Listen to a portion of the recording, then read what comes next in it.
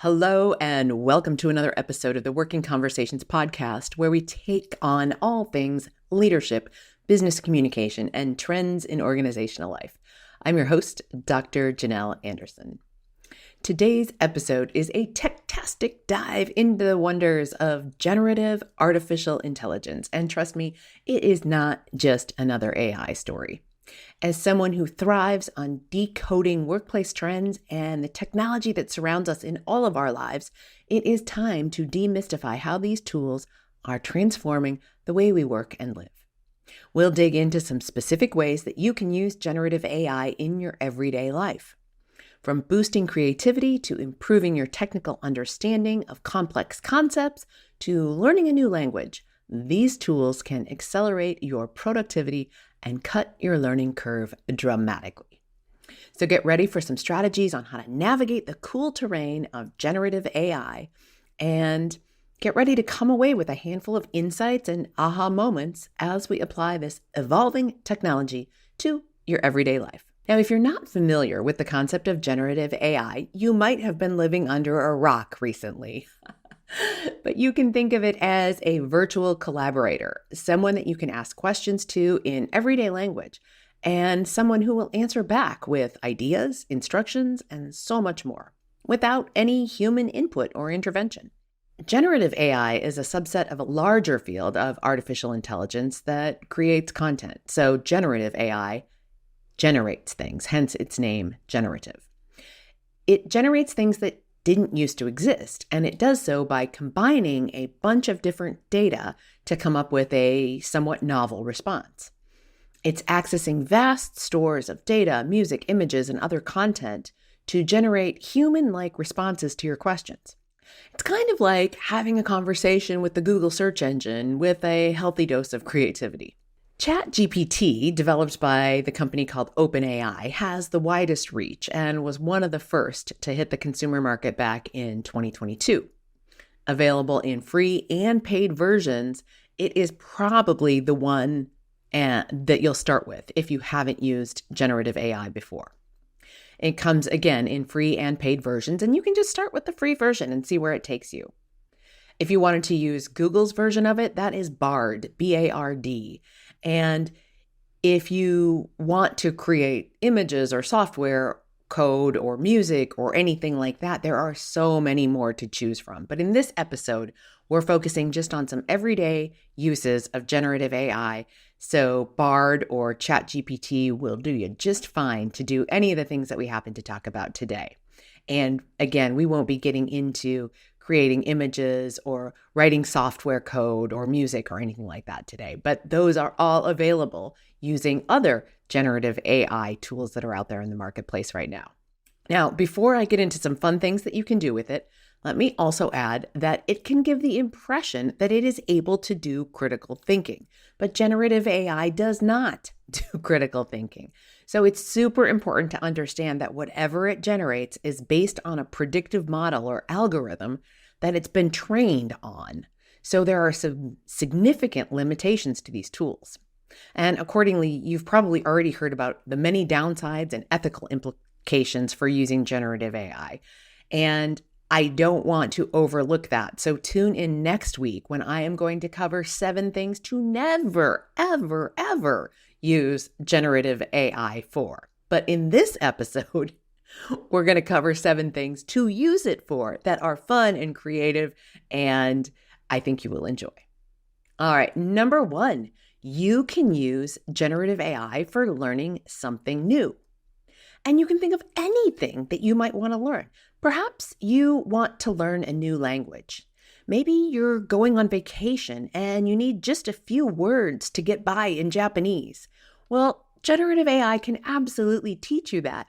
You can ask for some of the key phrases that you would need to learn in Japanese when visiting Japan for the first time and go from there. You can ask for just a few, or let's say maybe you've always wanted to learn conversational French, and generative AI can teach you conversational French, can teach you some key words and some common phrases, and you could then eventually have a conversation in French with generative AI. This is also super helpful if you're child is learning a foreign language in school and you want to be able to help them with their foreign language, or if they're looking even just to translate some simple things, you can ask generative AI to help you with that. There are plenty of other things that you could learn with generative AI as well. It doesn't have to be a foreign language. Let's say there was a cooking technique or a recipe you wanted to learn. In fact, sous vide, which is a French term meaning in a vacuum, it's a technique for cooking something at a low temperature for a long time in a vacuum. If you wanted to learn that particular cooking technique, generative AI can teach you how to do that.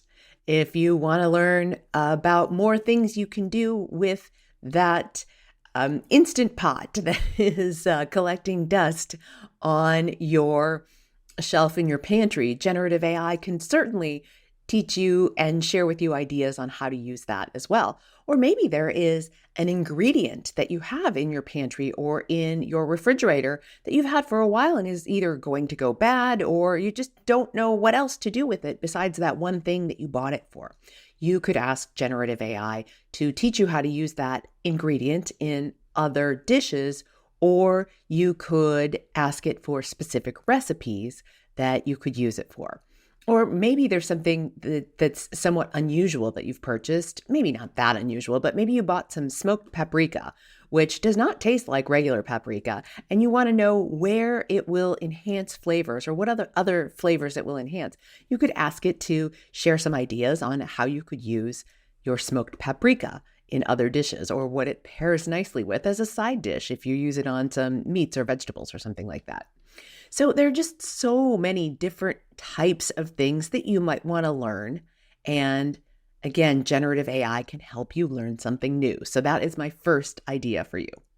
Okay, idea number 2 is generative AI can suggest a new hobby and help you get started with it.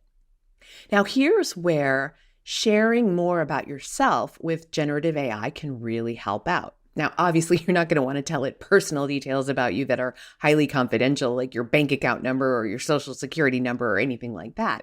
But if you want it to suggest a new hobby for you, the more you tell it about yourself, the more it can provide good suggestions.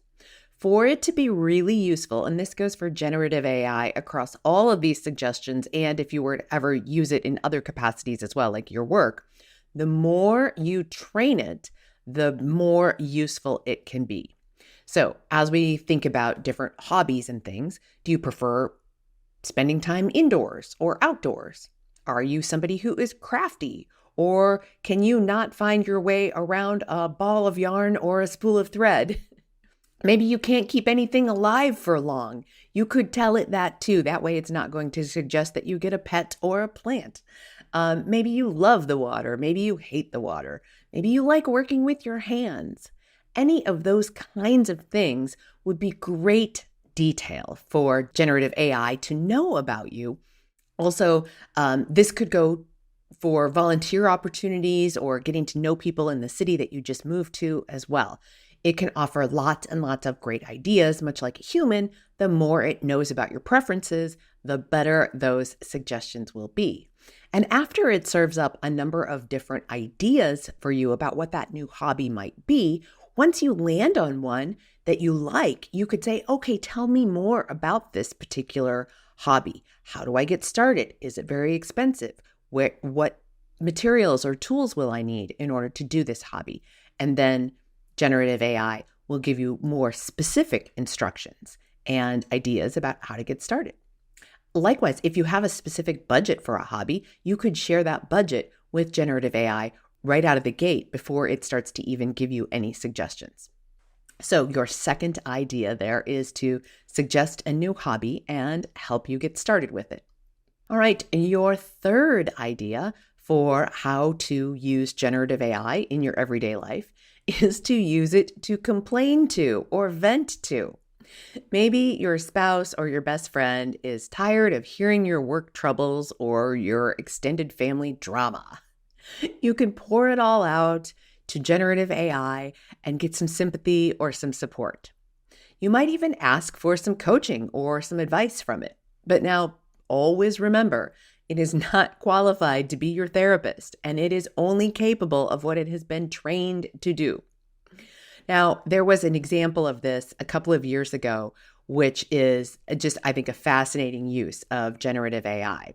A woman by the name of Michelle Huang used an earlier version of ChatGPT in a very unusual and interesting way. Again, this was back in 2022. She typed in 10 years worth of her personal diary into the ChatGPT tool. Now, this was on her own private account. We can't access her stuff independently, but she typed up all 10 years worth of journals, her own private diary, into her account. And then she had conversations literally with her younger self, or with the generative artificial intelligence version of her younger self. She wanted to have a real-time dialogue with her inner child. And she told that story on Twitter. It's also been picked up by a number of different news agencies and so forth. So that's a really interesting and novel way to use ChatGPT or any of the other generative AI tools that are out there to be your conversational partner. And in fact, she was more or less conversing with her younger version of herself because of what she had typed into it. But again, you could vent, you could ask it for support, you could ask it for suggestions, you could just simply ask it to listen, and it will respond back with empathetic responses, and it'll tell you to hang in there and buck up, buttercup. All right, so that is the third idea I have for you. You can complain to it, or you can vent to it, or if you wanted to get really enterprising, you could type in your own journals or diary entries to it and have it respond to you as if it were your younger self. The fourth idea I have for you is that of product support. Most of us have pieces of technology and consumer products and various things in our homes that, man, we wish we knew how to use all of the features or really make the most of that tool or whatever it is that we might have at our disposal. So for example, I could ask it how to best use all 3 different cameras that my smartphone is equipped with, because my smartphone has 2 cameras pointing on the back side and 1 camera pointing on the front side.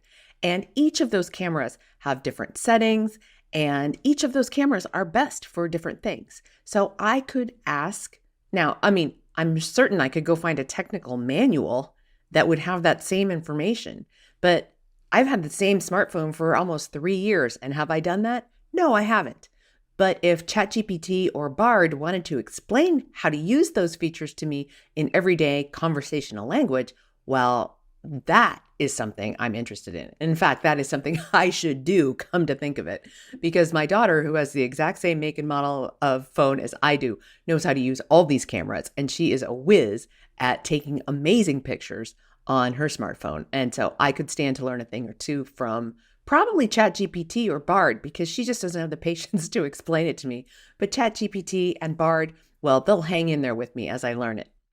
It could also be the smart bulbs that you bought for your lamps and how to get them to integrate with a smart device that you have in your home. Or again, maybe it's a smart personality that you have on your mobile phone that could use an app to tap into those smart light bulbs or those smart light switches or anything that you have in your house that you don't fully know how to use. Maybe you want to know how to clean your dryer vent and how often to clean your dryer vent. Well, ChatGPT or Bard will scour the internet and they will pull the best advice that they can find on both how to do it and how often to do it. So it could be, again, product support with something every day around your home, like your dryer vent, or it could be specific features of technology or consumer devices that you have that you just haven't spent the time to figure out how to best use. All right, so that is number 4. Get some product support on things that you're maybe not using to their fullest. Idea number 5 is to explain something technical in a layperson's terms. Now, it could be something medical, like how insulin works with glucose in the body to deliver energy to your cells. And maybe you want to know more about that. Now, I'm not asking you to have it diagnose a medical condition. In fact, that's going to be next week on things to not have it do, but rather really your understanding of how certain biological systems work in the body. That would be a great example for it, because there's lots of valid information out there on that. Again, remember, it's only going to be able to return results as good as what it can find in the data sets that it's been programmed to access. It could be something like in physics, like how airplanes fly. What are the dynamics that make airplanes able to fly? You could certainly ask it that, or you could ask it why the sky appears blue. There are just so many different technical concepts that, again, the information out there is readily available. You may want to do some fact checking if you don't believe what you get back, but you can absolutely ask it to explain something technical in layperson's terms so that you can get a better and quicker understanding of something that's complex. So number 5 is explain something technical in a layperson's terms. Idea number 6 for you, and this is one I just used the other day, homework help for the parents among us. Once kids get to, let's say, high school, man, it's been a while since we've accessed that part of our brain and that information. Now, I don't know about you, but I don't remember all of the rules and concepts in algebra. And helping my daughter with her homework the other night, I needed to ask ChatGPT about absolute numbers. And it easily explained to me that absolute numbers are just simply the distance a number is away from 0 on the number line. Whether it's positive or negative does not matter. And right there, it all started coming back to me. And it went on to give me some specific examples that made it so much easier for me to not only understand the homework that she was working on, but also give her some guidance on it. And again, I wasn't asking it to teach me everything about algebra. I was just needing to know that one concept, and then a bunch of things kind of came flooding back to me. Now, of course, not just math, but you can use it for homework help in science, English and grammar, foreign language, and so much more.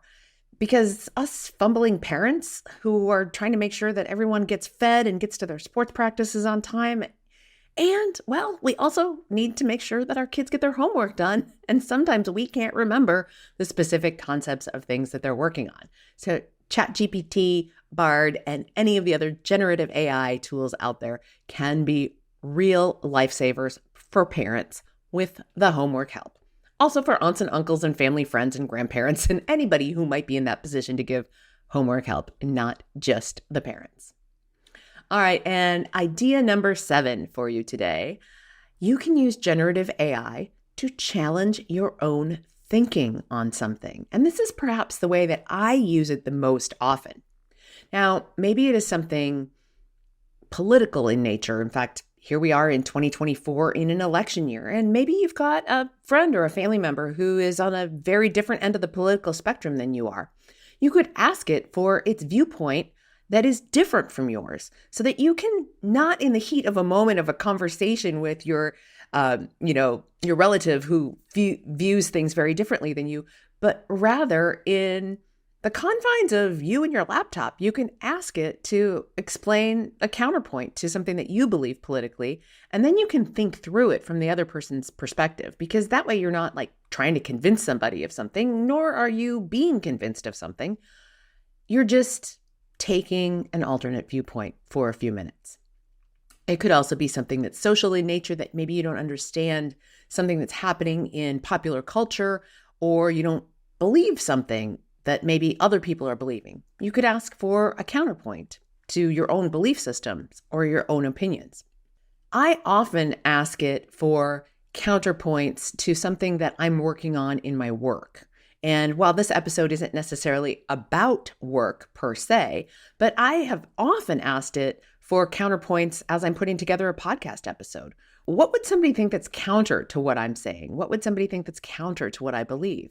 And it just opens up my thinking and gets me in a place where I am more creative and expansive, because I'm not just looking at something from a point of view that comes naturally to me. I'm starting to think more broadly and more expansively. So you can use ChatGPT or Bard or any of the other generative AI tools out there to challenge your thinking on something.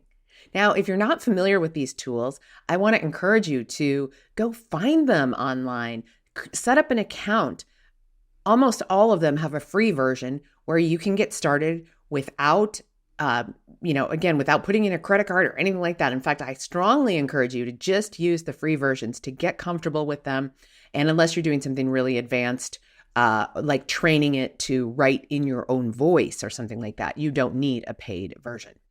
So we have talked about some innovative ways to use generative AI in this episode, and hopefully you've gotten some fun ideas on how to use these tools like ChatGPT and Google's Bard. Hopefully you've gotten those ideas from this episode. And remember, I know that you have heard about the many downsides and the ethical implications of using generative AI and all the nefarious things that can happen with it. So tune in next week when we will cover 7 things to never use generative AI for. Now, remember, the future of work is not only about the technology. It's about the values we uphold, the communities we build, and the sustainable growth that we strive for. We need to keep on exploring, keep innovating, and keep envisioning the remarkable possibilities that lie ahead. As always, stay curious, stay informed, and stay ahead of the curve. Tune in next week when we will explore the dark side of generative AI and what to never use it for.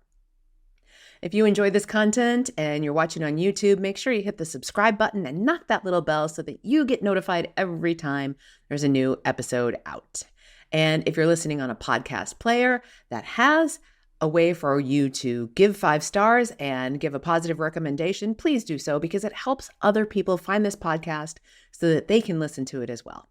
Wherever you are listening or watching, give a review, like I said, if you can. And until next time, my friends, be well.